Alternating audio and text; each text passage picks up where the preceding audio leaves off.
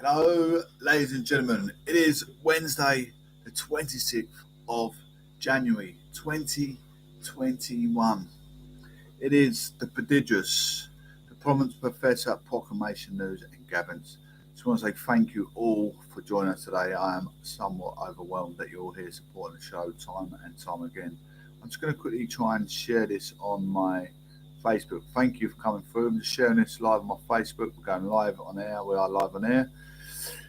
We're going to be flux with the flow and flux with the show. Flux with the flow and flux with the show. Who's coming through today to join Proclamation News and Gavin? That is the question. Let's share this on Twitter. Live on Twitter, ladies and gents. PNG. With the prodigious, the prominent Professor Johnson. Think safety, think first. Do not enter your vehicle under the influence of alcoholism, narcotics or sleep deprivation. Making sure you have plenty of sufficient sleep. Do not enter the vehicle if your car is not insured, taxed or MOT'd. Make sure you got a driver license. Sounds ironic, sounds really simple, but there's so many simple people on the road causing incidents of innocent lives. Check your engine oil, water coolant tank, make sure it's topped up to maximum level.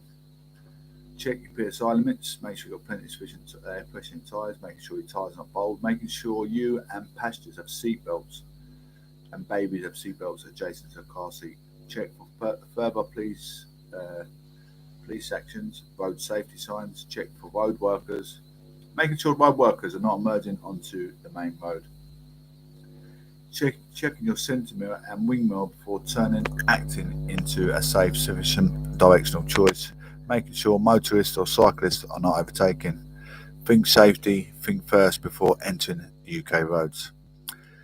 It's Proclamation News and Gavins at its finest hour. It is almost 1 p.m. I just want to say thank you ever so much for joining us. Today we have a car incident on M25. 9:48, this was first reported this morning on the A118. Partially blocked accident, slow traffic congestion to partially blocked and slow traffic due to accident A118. Main road westbound at Upper Brentwood Road, congestion onto the A12. A127, Gallows Corner since 9:15, heading towards Romford. Woolwich Ferry, vehicle ferry not operating, strike action. Vehicle ferry not operating due to strike action on Woolwich Ferry in East London. Strikes also planned for Friday, Monday and further dates through February and March. 6:22 a.m. first reported. Central London. Very slow traffic on all approaches around Trafalgar Square, affecting Whitehall, Strand, Northumberland Avenue, Cockspur Street, Pall Mall and the Mall. 26th of January, first reported 12:29 p.m.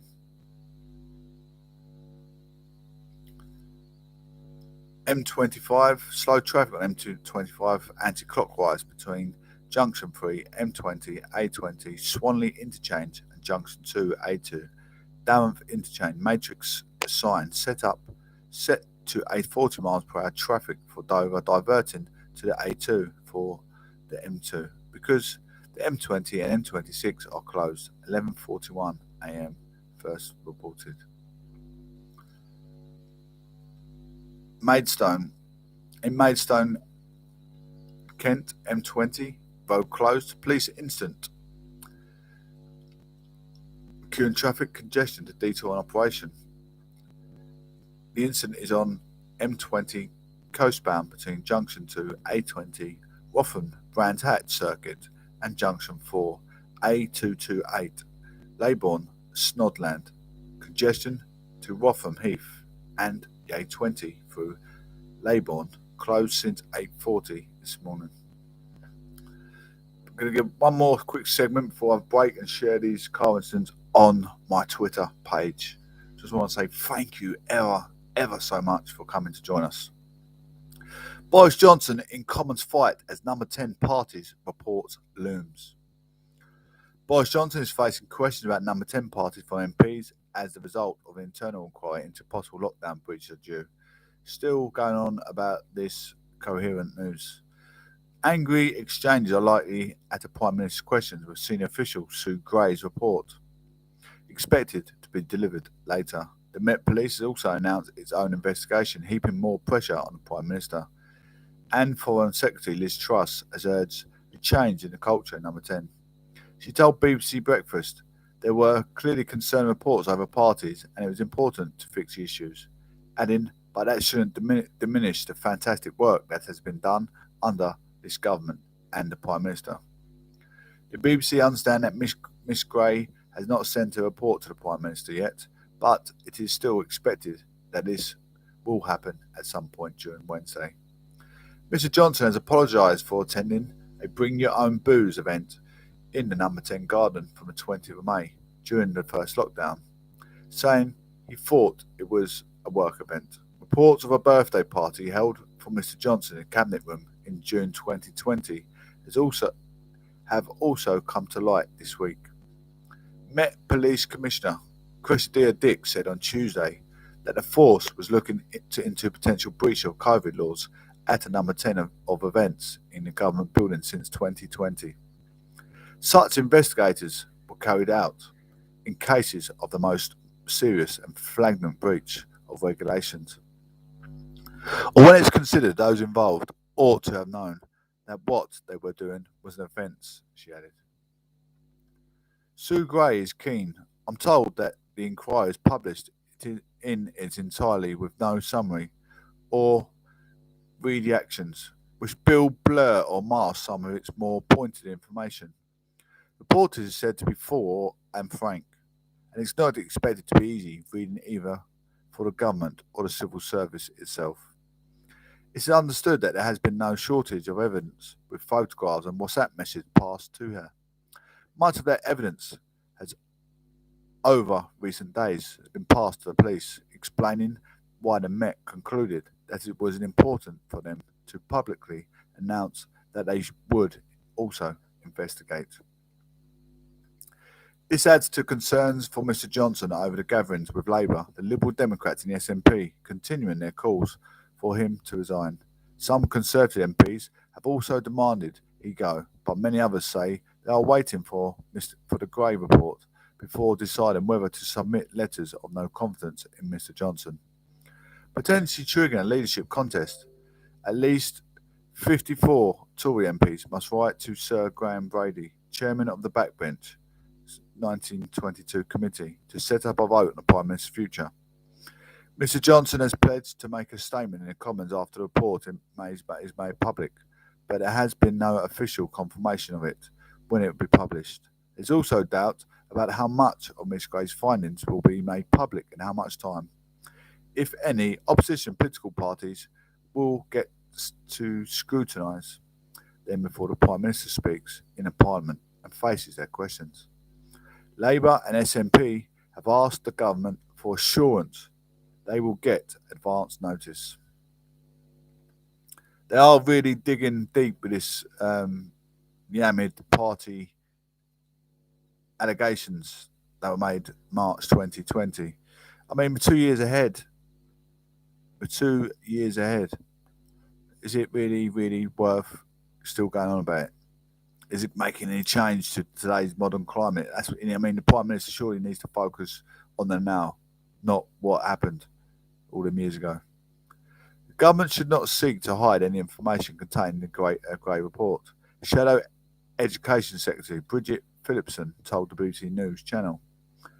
The Prime Minister is taking the British people for fools if he thinks they can't see what's going on, she added. But the House of Commons leader Jacob Rees-Mogg said the government will behave entirely properly in terms of any statement, and the usual courtesies are extended to the opposition.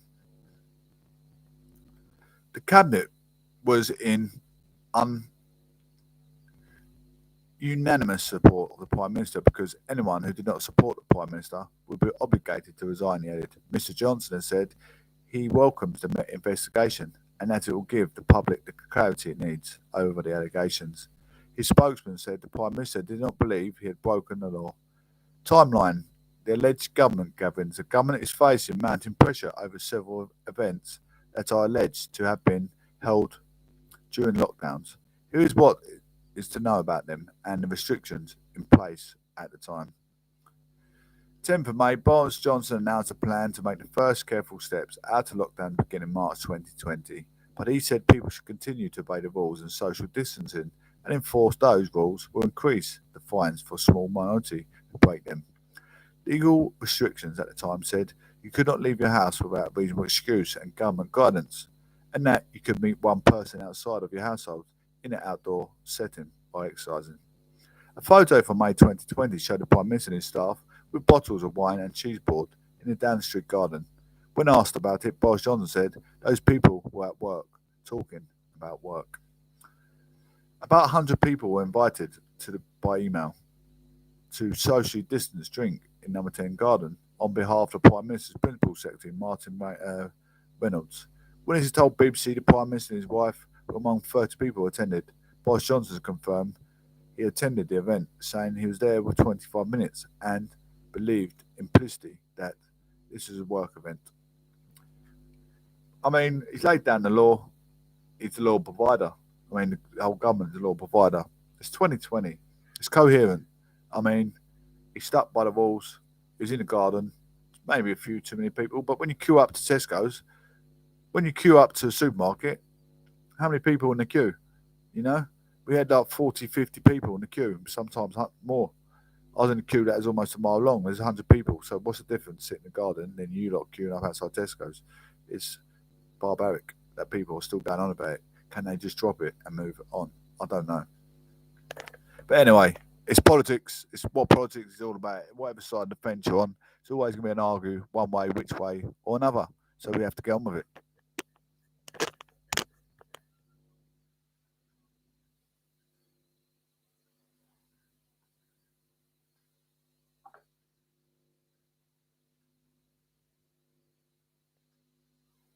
That is the funny part of it.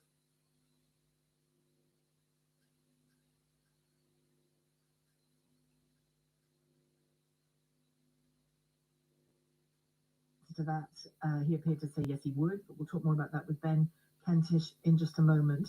But what came across to me more than anything in Prime Minister's questions today was this insistence, and it's clearly, I mean, I'm sure he's insisting it because it is a daily part of his working life, I have no doubt, as Prime Minister, but also he's insisting it because he wants people to focus away from the parties and away from the potential law breaking that went on in Downing Street during the pandemic. He says he knows what you want him to be focusing on. He repeatedly said during Prime Minister's questions, words to the effect that you want him to be left alone about cakes and parties and drinks and pictures of him holding bottles of wine and the like, to focus on what matters to you, cost of living, Ukraine, but not to talk about parties, not to talk about all of those things. Is that true? I mean, it is possible to want him to answer questions on all of the above, of course. But do you want the pressure to remain on the Prime Minister? Questions around the behaviour of himself, his wife, Number 10 staff during the pandemic to be answered. Or as he was suggesting, and various other MPs have been suggesting on the front page of the Daily Mail, has suggested today, are they all a bit bored by it? Are you bored by it? Do you want him to talk about your fuel bills? Do you want him to focus on our way out of COVID, such as we are? Is he right to say that you don't want him to have to ask questions? Answer questions about this. 0345 6060 973.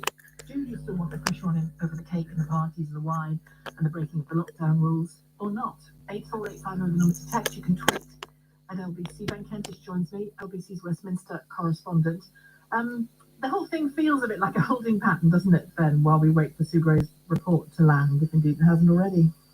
And it's the same place that Number 10 are in, Sheila. They haven't seen the report yet, as I understand it. They are waiting. They can't answer that many questions on it or what will happen when they get it, because they know very little about it. They don't know how long it is. They don't know the format of it. They don't know whether it will name certain people who may need to have their names redacted for security reasons and so on. These are the sorts of issues that they are simply saying, look, we can't promise when it'll be published. We can't tell you how it'll be published. We can't really give you much information at all because they don't know, I'm told, what it says. They don't know anything about it.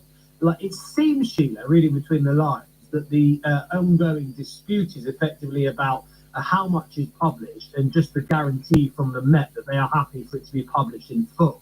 Number 10 have said before they do publish it, and just to be clear, they haven't even yet received it, they would want to be doubly sure that the Met were happy for it to be published in its current form.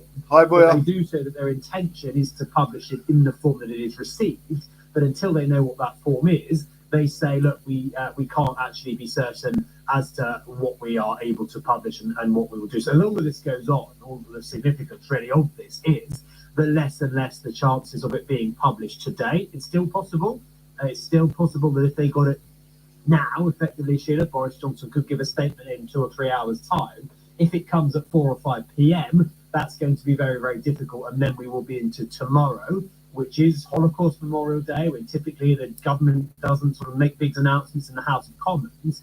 Given the intensity of the focus and the importance of this issue, I suspect they would be potentially willing to make an exception for this. But again, we simply don't know. It could drag into Friday. I think at this point, we're looking at either later this afternoon or tomorrow. But as things stand, number 10 still haven't received or even seen Sue Gray's report. So talk us through a bit anyway of Prime Minister's questions, a couple of standout moments. Yes, there were. Keir Starmer, of course, focusing all his questions here on the issue of Partygate. He started off really asking Boris Johnson to clarify his view on the ministerial code. Is a minister who is found to have misled Parliament, is that a resigning matter, Keir Starmer asked? The ministerial code says that ministers who knowingly mislead Parliament will be expected to offer their resignation. Does the Prime Minister believe that applies to him? Prime Minister. Mr. Speaker, of course, but let me tell the House that I think he's inviting a question about an investigation which, as you know, Mr. Speaker, I can't comment, and which he, as a lawyer, Mr. Speaker, will know that I can't comment on. Boris Johnson on typically compared to last week, really, once again, keen to emphasise the government's record. That's typically been his defence, and always we're focused on the job, and so on and so on. He did a lot of that. New attack lines on Keir Starmer. He's a leader. He's a lawyer, sorry, not a leader, and so on. But really at the heart of this was, once again, Keir Starmer trying to probe the Prime Minister on the process and this crucial detail. Boris Johnson has said before in the House of Commons that the full report, well, he said the report will be placed in the House of Commons library. So there is wiggle room here. Does that mean the full report? Does it mean the summary? What is going to be published? That was the question that we're all asking. It was also the question that Keir Starmer put to the Prime Minister. Mr. Speaker, the Prime Minister's continual defence is wait for the Sue Gray report. On the 8th of December, he told this House, I will place a copy of the report in the library of the House of Commons. His spokesperson has repeatedly stated that means the full report, not parts of the report, not a summary of the report, not an edited copy.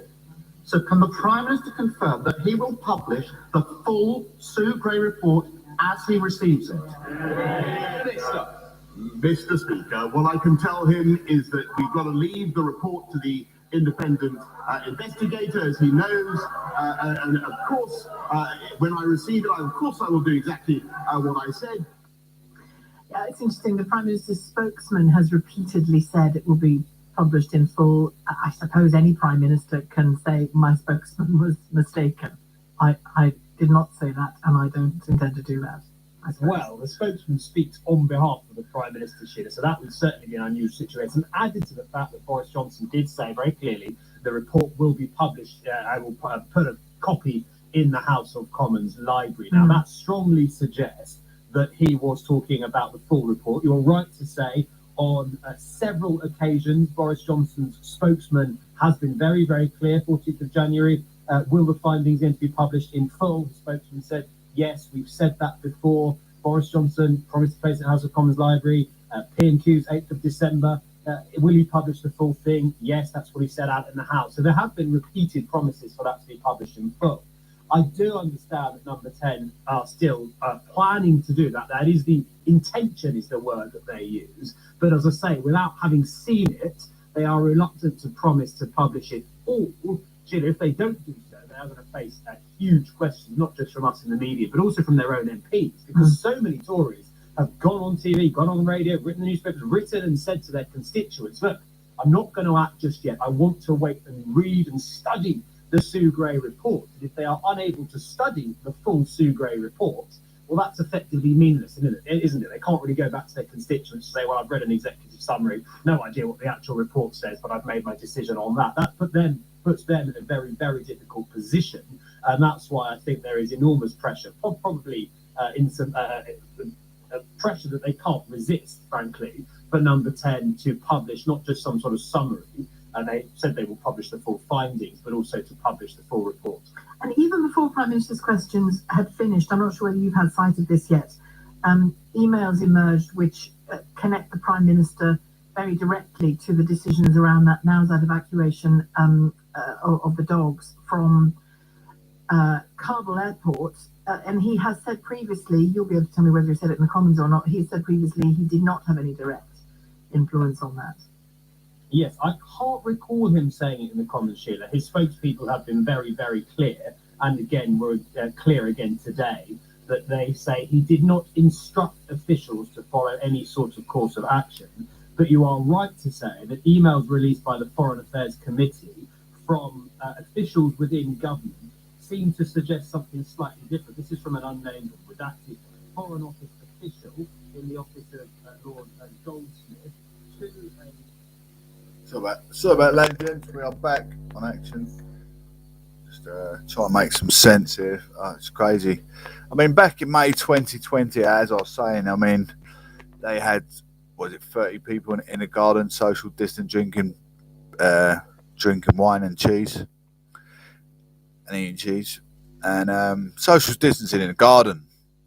You should queue up outside Tesco's in numbers of 30s, 40s, sometimes hundreds. There's no difference. You've got all these critics in social media. Oh, no, it's really, again, he broke the walls. But you didn't mind queuing up outside Tesco's to get your shopping to survive, you know? It was a meeting. Is it worth talking about? Can we, get on with the now rather than the then? Can we move forward?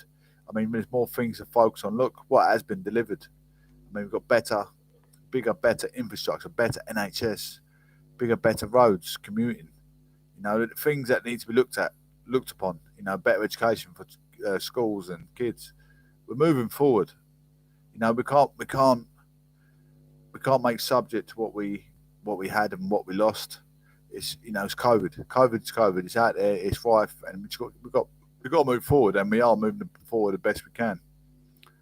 Anyway, Johnson said UK would boost NATO troops if Ukraine invaded.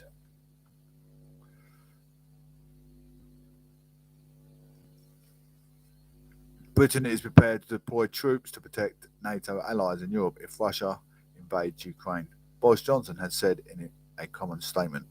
Prime Minister warned that President Putin would face ferocious Ukraine resistance and many Russian mothers' sons will not be coming home. The UK and its allies would also respond swiftly and in unison will subvert economic sanctions, he's added. Russia, which denies plan to invade, has built up troops at the border. Some 100,000 soldiers have been deployed. The US has put 8.5 thousand troops on alert to deploy at short notice, which Russia said it caused great concern. Members of the NATO alliance, including Denmark, Spain, Bulgaria and Netherlands, are sending more fighter jets and warships to Eastern Europe to bolster defences in the region. In a statement made just hours before and after the announcement of a police probe into number 10 lockdown parties, Mr Johnson said the British Army leads the NATO battle group in Estonia. And if Russia invade Ukraine, we'd look into contribute to any new NATO deployment to protect our allies in Europe. On sanctions, he said, he and the leaders of the US, France, Germany, Italy, Poland and the EU had agreed they would impose coordinated and severe economic sanctions heavier than anything we've done before against Russia. And we agreed on the necessity of finalising these measures as swiftly as possible in order to maximise the deterrent effect, he added. We already declassified compelling intelligence exposing Russian intent to install a puppet regime in Ukraine, and will continue to disclose any Russian use of cyber attacks, false flag operations, or disinformation. Mrs. Johnson said the freedoms gained in Europe since the fall of the Berlin Wall must be attained.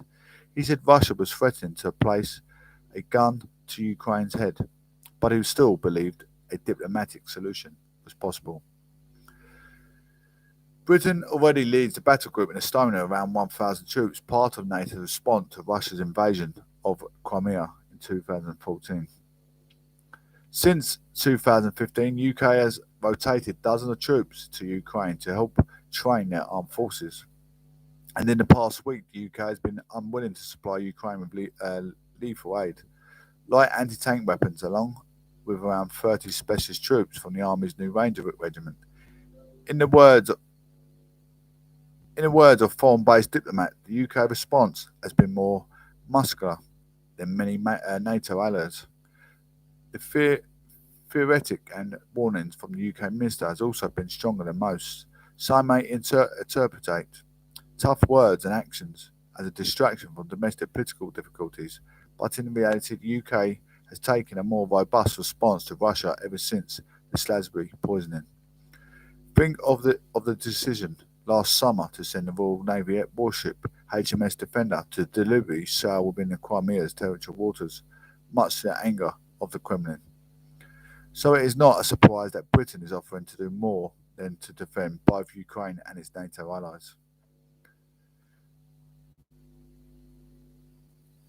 But NATO is an alliance. NATO's alliance and reinforcing its eastern allies will not be an unilateral decision. The options include the possibility of putting forces into Romania and Bulgaria. France has already indicated that it is willing to help out.